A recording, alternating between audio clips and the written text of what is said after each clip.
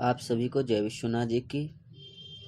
आज हम लोग राजस्थान शिक्षक पात्रता परीक्षा का यानी रीट लेवल द्वितीय कक्षा 6 से 8 वाले बाल विकास एवं शिक्षा शास्त्र को हम लोग पढ़ेंगे। जो 7 फरवरी 2016 को ये परीक्षा आयोजित हुई थी। इसको हम लोग इस खंड में अगर हम लोग देखेंगे तो कुल तो 30 प्रश्न है, लेकिन आज हम लोग 15 प्रश्न पढ़ेंगे। पहला प्रश्न, मेरे डीठ के अध्ययन के आधार पर कहा जा सकता है कि सामान्य रूप से उन परिवारों के बालक डैश डैश होते हैं जो सामाजिक स्तर से ऊंचे होते हैं। कम स्वस्थ एवं विकसित, अधिक स्वस्थ एवं विकसित, अधिक स्वस्थ एवं कम विकसित, स्वस्थ नहीं पर विकसित। ये 4 ऑप्शन है। आप लोग बताएंगे कि इसमें कौन सही है।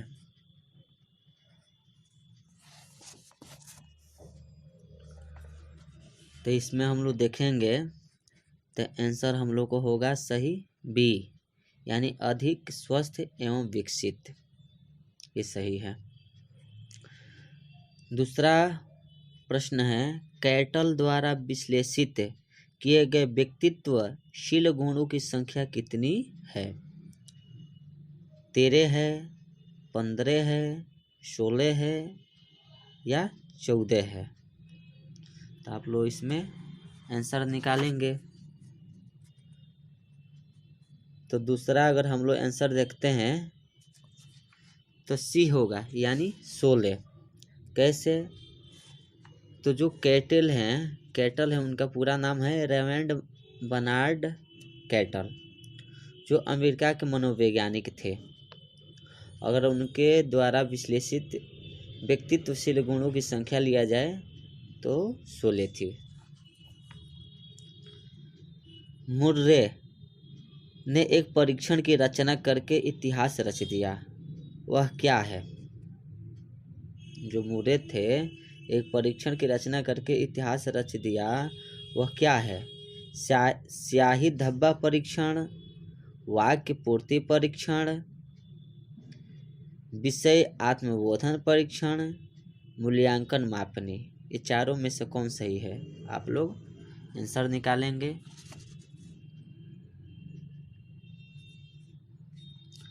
तो चौथा का अगर हम लोग आंसर देखेंगे तो डी होगा। नहीं, चौथा का अगर हम लोग आंसर देखते हैं, तीसरा का आंसर अगर हम लोग देखते हैं तो सी होगा, हेनरी मर्रे। हेनरी मर्रे अमेरिका के मनोवैज्ञानिक थे। मर्रे ने मनोवैज्ञानिक के क्षेत्र में अवचेतन मनोविज्ञान का गहन अध्ययन किया था। यानी इसका आंसर होगा तीसरा का सी, यह विषय आत्मबोधन परीक्षण होगा। चौथा, व्यवहारिक बुद्धि को कहा जाता है, क्या कहा जाता है? ए मूर्त बुद्धि, बी अमूर्त बुद्धि, सी संज्ञानात्मक योग्यता, डी सामाजिक बुद्धि। चौथा का आप लोग आंसर निकालेंगे। तो चौथा का अगर हम लोग आंसर देखते हैं तो व्यवहारिक बुद्धि को कहा जाता है, यानी आंसर होगा ए मूर्त बुद्धि। पांचवा प्रश्न, बुद्धि के त्रिआयामी सिद्धांत के अनुसार बुद्धि के कारकों की संख्या कितनी है? संख्या है, कितना है? ए 90, बी 110, सी 135, डी 120।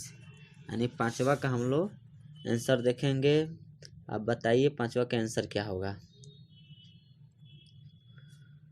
तो पांचवा का आंसर होगा डी, यानी वृद्धि की त्रिआयामी सिद्धांत के अनुसार वृद्धि की कारकों की संख्या कितनी है? यानी 120 है, यानी पांचवा का 120 यानी डी सही होगा, आंसर होगा। 6 प्रश्न 6 परिवेश की वस्तु जिसे प्राणी प्राप्त करने का प्रयास करता है कही जाती है, क्या कही जाती है? प्रबलन, ए प्रबलन कही जाती है, बी प्रेरक, सी उद्दीपक, डी प्रलोभन।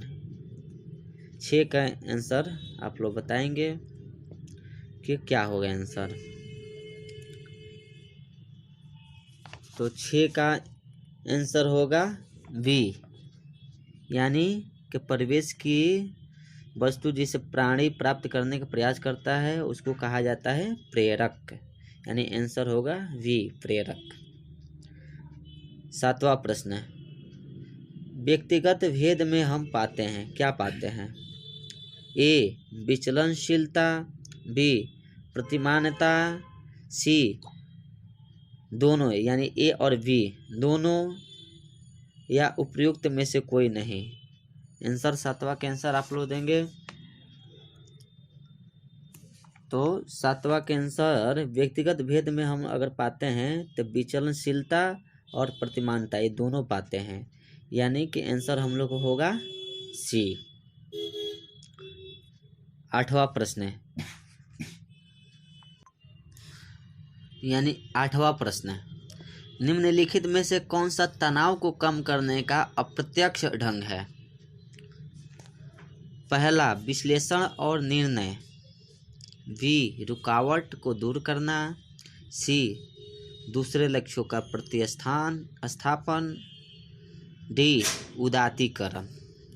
यानी निम्न 8वां प्रश्न का आंसर आप लोग बताएंगे ये क्या होगा।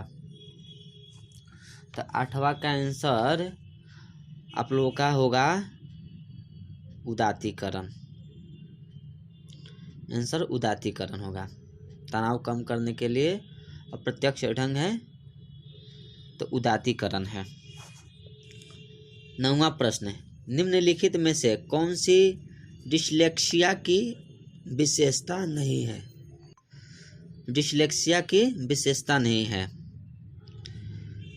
ए वाचन परिशुद्धता, गति तथा बोध की समस्या, सीधे या उल्टे हाथ के प्रयोग के संबंध में निश्चय, लिखने की धीमी गति, छपे हुए शब्दों को सीखने और याद करने की कठिनाइयाँ।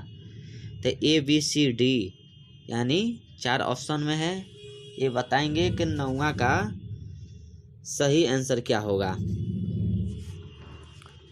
डिस्लेक्सिया का विशेषता इसमें नहीं है, इसको क्या कहेंगे?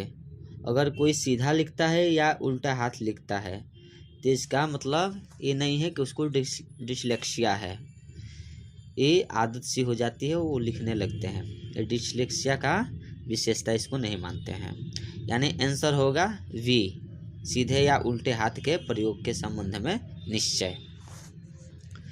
10वां प्रश्न सशक्त अभिप्रेरणा सीखने का प्रभावशाली घटक है। पहला इससे बालक स्वस्थ रहता है, बी ध्यान करता है, सी शीघ्र सीखता है, डी प्रसन्न रहता है। यानी 10वां प्रश्न का आंसर क्या होगा आप लोग अनुमान लगाएंगे और बताएंगे।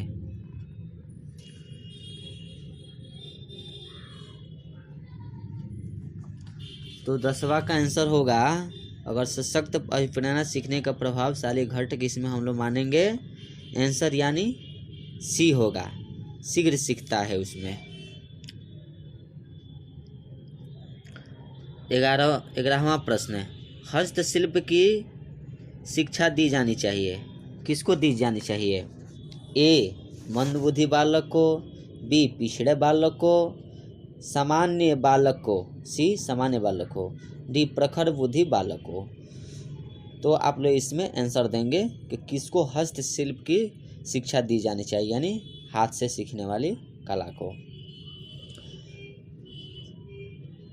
तो इसमें आंसर होगा ए, यानी मंदबुद्धि बालक को हस्तशिल्प की शिक्षा दी जानी चाहिए, क्योंकि वो हाथ से कोई कला सीखेगा तो आगे बढ़ेगा, क्योंकि दिमाग तो उसको काम करता नहीं है, पढ़ नहीं पाता है, कोई कार्य नहीं कर पाता है, इसलिए उसको हस्तशिल्प की शिक्षा दी जाए तो वो आगे बढ़ जाएगा। यानी मंद बुद्धि बालक को हस्तशिल्प की शिक्षा दी जानी चाहिए। 12वां प्रश्न है, छात्रों में चोरी करने की आदत को कैसे दूर किया जा सकता है? अगर कोई छात्र चोरी करने लगता है तो उस आदत को कैसे दूर कर सकते हैं? पहला, ए बालकों को पारितोषिक देकर यानी उपहार देकर, बी उदाहरण देकर, सी ताड़ना देकर यानी डांटकर उसको कोई ताड़ना देकर, डी सजा देकर। आप लोग आंसर बताएंगे कि बारे का आंसर क्या होगा। अगर क्या दें, कैसा उसके साथ व्यवहार करेंगे कि वो चोरी करना आदत दूर कर देगा। तो ना उसको हम लोग पारितोषिक देंगे, ना ताड़ना देंगे, ना सजा देंगे। हो सकता है कि इत्यादि सब करने से और वो ज़्यादा चोरी करने लगे, तो उसको इत्यादि सब ना देकर हम लोग क्या करेंगे, उदाहरण देंगे। यानी आंसर होगा बी, यानी उसको हम लोग समझाएंगे। बारे का आंसर होगा बी, उदाहरण देकर। 13वां प्रश्न है, प्रतिभावान बालक की पहचान करने के लिए हमें सबसे अधिक महत्व किसको देना चाहिए? ए अभिभावकों के मत को देना चाहिए, बी वस्तुनिष्ठ परीक्षणों के परिणाम को देना चाहिए, सी शिक्षक के निर्णय को देना चाहिए, डी समुदाय के विचारों को देना चाहिए। अगर प्रतिभावान बालक है तो प्रतिभावान बालक की पहचान करने के लिए हमें सबसे अधिक महत्व किसको देंगे? अभिभावक को देंगे, वस्तुनिष्ठ प्रश्न को देंगे, यानी शिक्षक के निर्णय को देंगे, या समुदाय के विचारों को देंगे। तो 13वां का आप लोग आंसर देंगे कि किसको हमको आंसर देना चाहिए, कौन सा सही होगा। तो 13 का अगर हम लोग आंसर देखें तो बी होगा, यानी प्रतिभावान बालक को पहचान करने के लिए हमें सबसे अधिक महत्व वस्तुनिष्ठ परीक्षा को देना चाहिए कि उसको उसमें कैसा अपना बुद्धि लगाता है, आंसर लाता है, तो उसे उसका अच्छा परिणाम आएगा और उससे हम लोग उसका प्रतिभावान बालक है कि नहीं है उसका पहचान हम लोग कर लेंगे। यानी 13 का आंसर होगा बी, वस्तुनिष्ठ परीक्षणों की परिणाम को देना चाहिए। 14वां प्रश्न है, उपलब्धि परीक्षण दिए जा सकते हैं? ए 2 प्रकार से, बी 4 प्रकार से, सी 6 प्रकार से, डी 3 प्रकार से। यानी उपलब्धि परीक्षण 4 ऑप्शन है, इसमें 4 ऑप्शन में आंसर आप लोग कमेंट में देंगे। 14वां का कि क्या होगा इसमें आंसर। उपलब्धि परीक्षण दिए जा सकते हैं, कैसे दिए जा सकते हैं? आप आंसर देंगे 14 का कि उपलब्धि परीक्षण कितने प्रकार के होता है। तो उपलब्धि परीक्षण ए आंसर सही होगा, 14 का ए, यानी 2 प्रकार के होती हैं। उपलब्धि परीक्षण द्वारा क्या होता है 2 प्रकार में? तो उपलब्धि परीक्षण क्या करता है, निर्देशन और परामर्श दक्षता को मापने हेतु तो इसको बनाई जाती हैं। वो कितने प्रकार के होते हैं? 2 प्रकार के होते हैं, यानी 14 का आंसर होगा 2।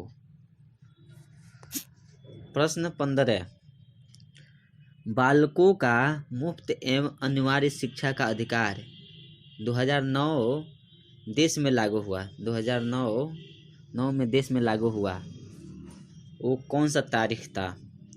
ए 1 अप्रैल 2009, बी 1 अप्रैल 2010, सी 1 नवंबर 2009, डी 1 नवंबर 2010। यानी 15 का आप लोग आंसर देंगे कि 15 का आंसर क्या होगा।